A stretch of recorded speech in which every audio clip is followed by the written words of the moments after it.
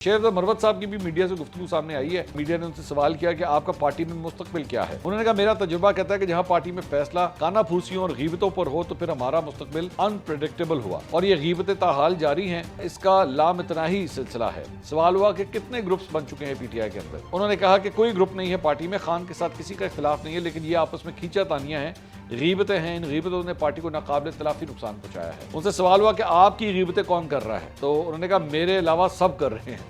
स्वाबी जलसे में उन्होंने कहा आपकी एंट्री ने आपके साथियों को उदास कर दिया, क्या कहेंगे आप। तो उन्होंने कहा कि अवाम की मुझसे मोहब्बत है, ये वो चीज़ है जो उन्हें इब्तिदा से हजम नहीं हो रही और बावजूद इसके ये तो मेरी खुशकिस्मती है कि मैं पार्टी में हूँ, वरना मुझे तो पार्टी से आज से 6 माह कबल ये लोग निकाल चुके होते। उनसे सवाल हुआ कि खान साहब आपके साथ हैं, तो उन्होंने कहा खान साहब को जब तक एक्सप्लेन ना करूँ, पहले भी इस तरह गलत फहमियाँ पैदा हुई, सारी गलत फहमियाँ आप लोग सहाफ़ी हैं, आप लोग पूछे ना कि आखिरी दफ़ा मुझे क्यों निकाला गया था पार्टी से, अभी तक उस जुर्म का पता नहीं चल रहा। यानी बाद में पार्टी इस पर खामोश हो गई, कोई जवाब ही नहीं दिया। ये तो बेतौकीरी की हद होती है। किसी ने कान में बात डाल दी, खुसर फुसर हुई, झूठ मूठ गीबत हुई और मैं अपने मुस्तकबिल के बारे में क्या कह सकता हूँ। अच्छे भले ताल्लुकात होते हैं, फिर कोई जाकर कान में बात कर डालता है। कोई कौन है उन्होंने अलबत्ता किसी का नाम नहीं बताया। उन्होंने कहा जेलसी का कोई इलाज नहीं है।